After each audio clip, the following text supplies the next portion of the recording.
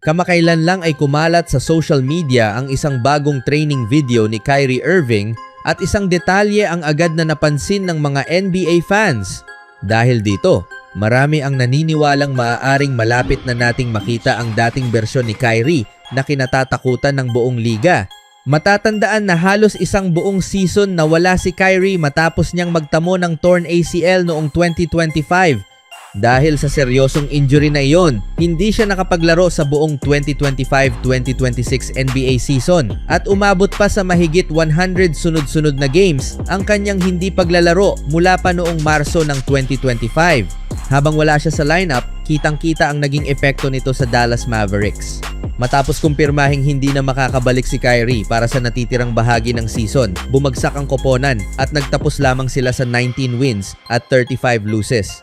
Maraming fans ang nagsabing doon, lalo na patunayan kung gaano kahalaga ang kanyang playmaking, leadership at kakayahang gumawa ng opensa. Pero ngayon, mukhang nagbabago na ang lahat. Sa isang off-season workout video na ibinahagi online, makikita si Kyrie na muling gumagalaw ng may kumpiyansa. Hindi lang simpleng shooting drills ang ipinakita niya. Ang mas ikinatuwa ng fans ay ang kanyang bilis, footwork, at explosiveness, mga katangiang matagal nilang hinintay na muling makita matapos ang kanyang injury. At syempre, hindi nagpahuli ang NBA community sa pagbibigay ng kanilang reaksyon.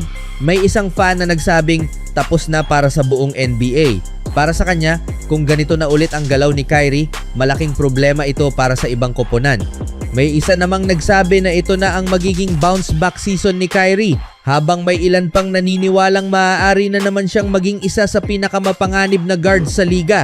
Mas lalo pang naging interesante ang isang komento ng fan na nagsabing noong huli siyang bumalik mula sa injury, nagkampiyon sila. Bagamat hindi ito garantiya na mauulit ang kasaysayan, ipinapakita lang nito kung gaano kalaki ang tiwala ng mga supporters sa kakayahan ni Kyrie kapag siya ay nasa 100%. May mga fans ding nagsabing bumalik na raw ang bilis na ipinakita niya noong panahon niya sa Cleveland Cavaliers. At para sa iba, tila mas maganda pa raw ang kanyang ball handling ngayon kaysa bago siya ma-injure. Sa pinakahuling ulat, natapos na ni Kyrie Irving ang kanyang rehabilitation at inaasahang magiging handa siya sa pagsisimula ng 2026-2027 NBA season. Nakapirma na rin siya ng 3 taong extension sa Dallas Mavericks, kaya malinaw na bahagi pa rin siya ng pangmatagalang plano ng franchise.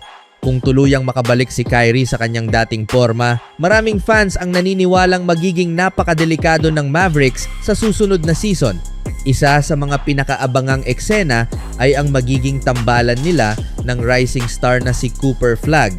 Sa kombinasyon ng experience ni Kyrie at ng batang talento ni Flagg, maraming naniniwala na maaaring maging isa ito sa pinakakapanabik na offensive duo sa NBA. Ngayon, ang malaking tanong, ang viral workout video nga ba ay sapat na patunay na bumalik na ang dating Kyrie Irving?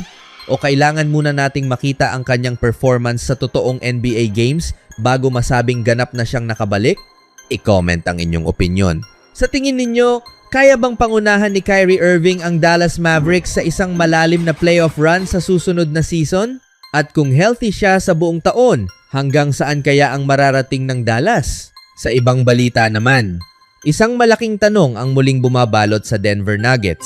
At sa pagkakataong ito, hindi lang ang kanilang mga fans ang nag-aabang ng sagot. Maging ang ibang koponan sa NBA ay masusing binabantayan ang bawat galaw ng franchise.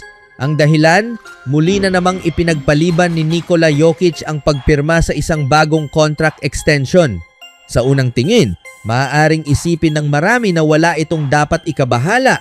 Ngunit kapag mas pinagdugtong-dugtong ang mga nangyari sa nakaraang 2 taon, tila may mas malalim na kwento sa likod ng desisyong ito. Noong nakaraang off-season, kwalipikado na si Jokic na pumirma ng panibagong extension sa Denver. Gayunpaman, sinabi niyang mas gusto niyang hintayin muna ang susunod na off-season bago gumawa ng anumang desisyon. Marami noon ang naniwalang normal lamang iyon. Posibleng gusto lang niyang tapusin muna ang season at makakuha ng mas magandang kontrata sa tamang panahon. Ngunit ngayong taon, eksaktong pareho ang nangyari. Sa halip na pirmahan ang panibagong extension, muli niyang ipinagpaliban ang usapan. At dito nagsimulang mabuo ang mga tanong. Talaga bang tungkol lang ito sa pera? O may mas malalim na dahilan kung bakit hindi pa siya handang mangako ng pangmatagalang pananatili sa Denver? Mas lalong naging kapansin-pansin ito dahil kahit naging maayos ang regular season ng Nuggets at nagtapos sila bilang ikatlong seed sa Western Conference, mabilis ding natapos ang kanilang kampanya matapos silang matalo ng Minnesota Timberwolves sa unang round ng playoffs. Para sa isang koponang may 3 beses na MVP sa kanilang roster, marami ang umaasang mas malayo ang kanilang mararating. Ngunit sa halip, maagang natapos ang kanilang season, dahilan upang mas dumami ang mga tanong tungkol sa direksyon ng franchise. Hindi rin nakatulong ang naging off-season ng Denver. Habang maraming koponan ang aktibong nagdagdag ng bagong talento, halos walang malaking pagbabago ang ginawa ng Nuggets.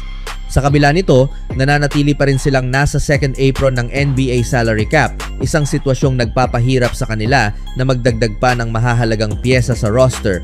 Dahil dito, lumalakas ang paniniwala ng ilan na maaaring mahirapan ang Denver na makabuo ng koponang sapat para suportahan si Jokic sa mga susunod na taon. Ayon sa NBA insider na si Mark Stein, hindi lang mga fans ang nakakapansin sa sitwasyon. Ayon sa kanya, maraming koponan sa buong liga ang nakatutok ngayon sa Denver Nuggets. Marami raw ang interesado kung saan patutungo ang franchise, lalo na't sa ikalawang sunod na off-season ay hindi pa rin pumipirma si Jokic ng bagong kontrata. Bagamat posible pa ring may kinalaman dito ang aspetong pinansyal, hindi maiiwasang pag-usapan ito sa buong NBA.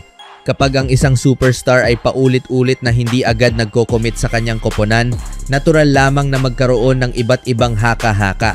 Mas nagiging kritikal pa ang sitwasyon dahil papasok na si Jokic sa huling garantisadong taon ng kanyang kasalukuyang kontrata. May player option pa siya pagkatapos nito. Ibig sabihin, unti-unti nang lumiliit ang oras ng Denver upang masigurong mananatili ang kanilang pinakamahalagang manlalaro. Kung hindi magiging matagumpay ang susunod na season, maaaring mas mahirap na kumbinsihin si Jokic na manatili ng pangmatagalan. Sa ngayon, hindi lang salary cap ang kailangang ayusin ng Nuggets. Mas mahalaga ang kanilang magiging performance sa loob ng court. Kailangan nilang patunayan na kaya pa rin nilang maging lehitimong championship contender habang nasa rurok pa ng kanyang karera si Jokic. Hindi rin maikakaila na hanggang ngayon ay kabilang pa rin si Nikola Jokic sa pinakamahusay na mga manlalaro sa buong NBA. Para sa marami, nananatili siyang nasa top 3 ng liga at bihira ang mga manlalarong may kakayahang baguhin ang kapalaran ng isang franchise gaya niya. Kaya habang wala pang bagong kontrata na pirmado, siguradong maraming general managers at NBA executives ang patuloy na magmamasid sa bawat mangyayari sa Denver.